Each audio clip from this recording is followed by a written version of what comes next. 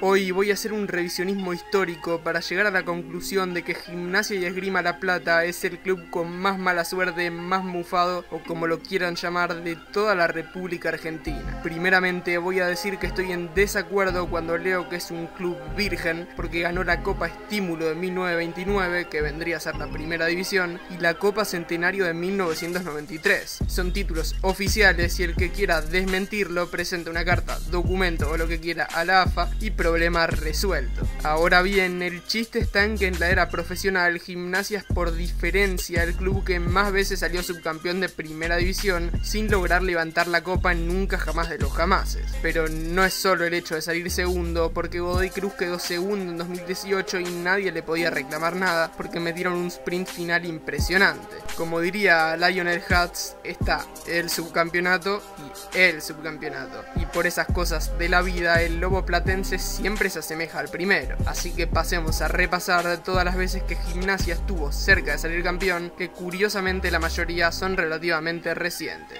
Empecemos.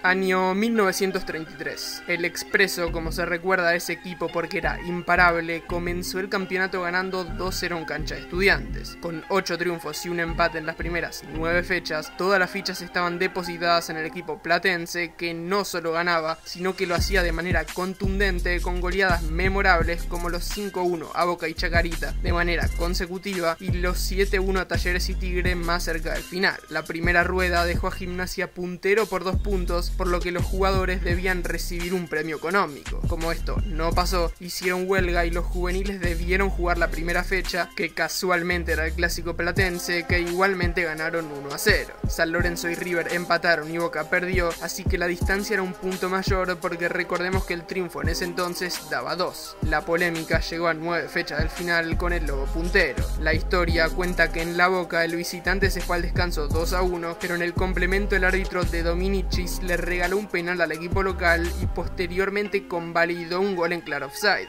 Boca ganaría 3-2 y de Dominicis sería expulsado de la AFA. 2 fechas después, con 7 por disputarse, Gimnasia y San Lorenzo se enfrentaban en Boedo en un partido clave. Boca y el Lobo tenían 39 y el Ciclón 38. El equipo local ganaba 2-1 cuando Rojo miró. El árbitro no le dio un penal a Gimnasia y le sancionó un gol fantasma a San Lorenzo, además de inclinar la cancha de manera alevosa. Martín, un defensor, le pegó un patadón a Miró y se fue expulsado. Los 10 que quedaban en la cancha decidieron hacer una sentada como forma de protesta y solamente se levantaban para sacar del medio. Por dicha medida, el resultado final fue 7-1 en un partido en el que el pitido final sonó 11 minutos antes de lo previsto por el reglamento. Gimnasia terminaría cuarto, empatado con River a 4 puntos de San Lorenzo, que sería el campeón. El Expreso, que tenía a Naón como principal figura, no pudo ganar de visitante en la segunda rueda, pero sí lo hizo en todos los encuentros disputados en el Bosque. La pregunta es, de haber salido campeón, ¿hoy conoceríamos a Gimnasia como un equipo grande?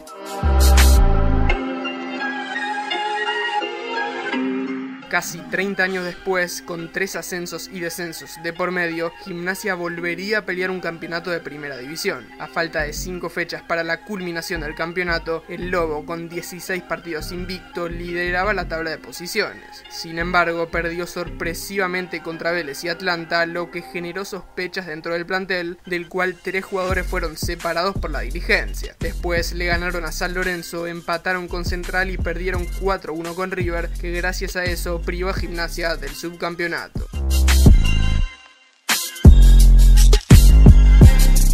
En el Nacional del 70, el equipo de José Baracá se metió en semifinales por sus 27 puntos obtenidos en la zona A. Para llegar al partido por el título debían vencer a Rosario Central, que en ese entonces nunca había sido campeón de primera, y nuevamente llegaría el imprevisto. Jugadores y dirigentes discutieron por cuestiones económicas, imagino que falta de pagos, lo que desembocó en que el equipo que jugó la semi sea conformado por jugadores amateurs. El canalla ganaría 3-0 y posteriormente perdería la final contra Boca.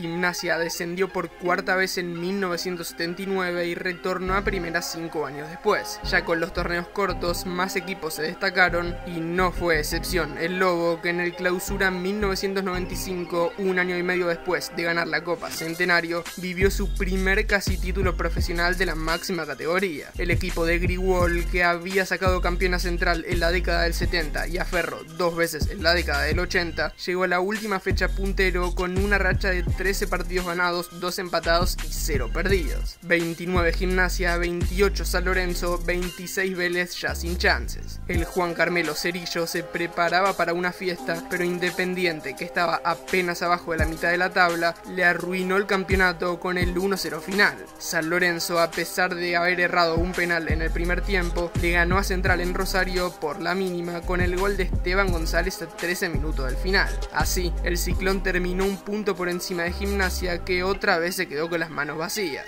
Y miren la mufa que tiene este equipo, que en los siguientes 15 partidos en el Bosque contra Independiente fueron 13 triunfos y 2 empates. San Lorenzo de Almagro se clasifica campeón del torneo Clausura. Después de una apertura bastante flojo, Gimnasia volvería a los primeros planos en el Clausura 1996, el primer torneo local en el que se sumó 3 puntos a la victoria en lugar de 2. El Lobo arrancó con el pie izquierdo con un empate contra Deportivo Español y una derrota en Jujuy, pero eso le siguió un envión de 8 triunfos y una derrota. Así, se colocó en la primera posición finalizada la fecha número 11. Las 2 derrotas consecutivas contra San Lorenzo y Belgrano le costarían caro, aunque Grigol y compañía llegarían a la última fecha con chance de campeonar. Vélez primero con 39 y Gimnasia segundo con 38. El Fortín recibía a Independiente, que podía redimirse con el tripero por lo sucedido un año atrás, y cumplió. El 0-0 final dejó a Vélez con 40 puntos, así que si Gimnasia le ganaba a Estudiantes en 1:57 era campeón. Claro que se jugaron en simultáneo y claro que el Lobo no pudo cumplir la vuelta soñada en la cara de su eterno rival. Fue 1-1 con la visita jugando con 10 desde los 19 del complemento por la expulsión de Sanguinetti. A destacar los históricos 6-0 a Boca en la Bombonera en la fecha 8 y a Racing en el Bosque en la 18. Campeón es Vélez.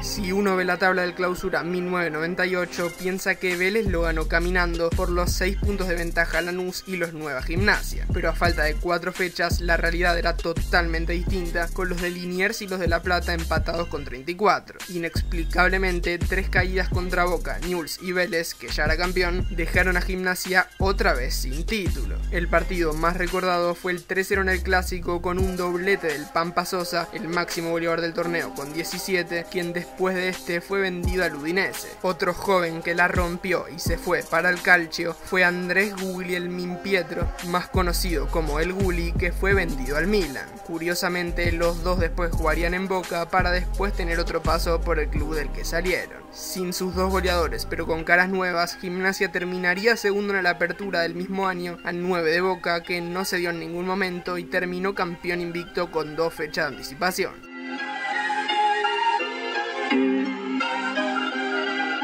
El Apertura 2000 volvería a tener a estos 2 equipos como protagonistas. El invicto de 12 jornadas entre la 2 y la 13 produjo que, finalizada la fecha 15, Boca tenga 32 y Gimnasia 31, un punto más que River y que Talleres. El hecho de que 4 equipos se peleen mano a mano por el título daba poco margen de error, y error tuvieron los 4, pero Boca fue el que menos y por eso obtuvo su primer torneo en el naciente siglo. Gimnasia ganó los 2 de local contra Independiente y Los Andes y perdió de visitante contra Central y Talleres, que era un rival directo. Nuevamente a destacar el triunfazo 3-2 contra Estudiantes en el Bosque, con remontada en los últimos 15 minutos incluida. La curiosidad de este plantel fue que el defensor Ariel Pereira terminó como goleador con 10 tantos en 17 partidos.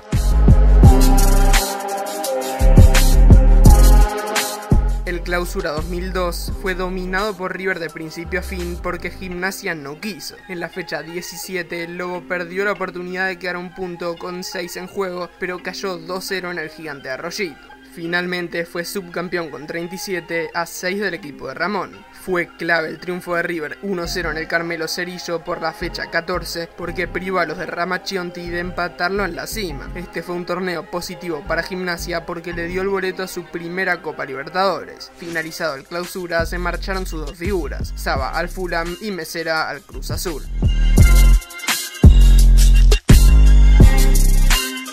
El penúltimo caso data del 2005 y es tal vez una de las pecheadas más duras del Lobo. A falta de 2 fechas por disputarse, Gimnasia lideraba la tabla con 35, 1 por encima de Boca y 4 por encima de Independiente, ya prácticamente sin chances. Boca había dejado muchos puntos en el camino entre la fecha 13 y la 15, donde sumó 1 de 9. Esto posibilitó al equipo de Pedrito Troglio, que había empezado su primer ciclo en el medio del torneo anterior, posicionarse como único puntero desde la 15 hasta la 17 por su racha de 9 ganados y 1 empatado. Pero bueno, llegaron los empates con Newell's, que venía realmente mal, y con Banfield, y el Ceneice con sus triunfos ante Independiente y Olimpo gritó campeón. Gimnasia fue segundo a 3 de distancia.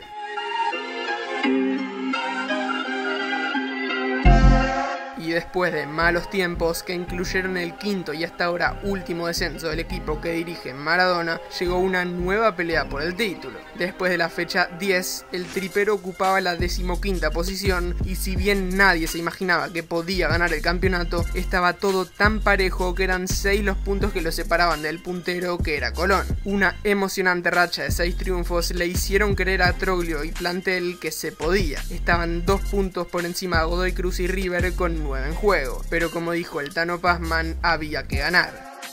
Y no pasó. 0-0 con Lanús, 0-2 con Quilmes y 0-1 con Boca fueron los resultados que dejaron a Gimnasia noveno. River, por su parte, ganó sus últimos 3 partidos y le terminó sacando 5 más puntos al resto. En las copas no fue la excepción, quedó eliminado por penales en las semis de la Copa Conmebol 1992 contra Olimpia, misma vía por la que Rosario Central le ganó en la final de la Copa Argentina 2018. Hasta acá, entonces llegó el repaso por los casi títulos de Gimnasia y Esgrima La Plata, el club más viejo del fútbol argentino que no puede sacarse la mufa hace rato. Se me hizo bastante largo porque no quería escatimar en detalles, así que por lo pronto me despido. Un abrazo de gol.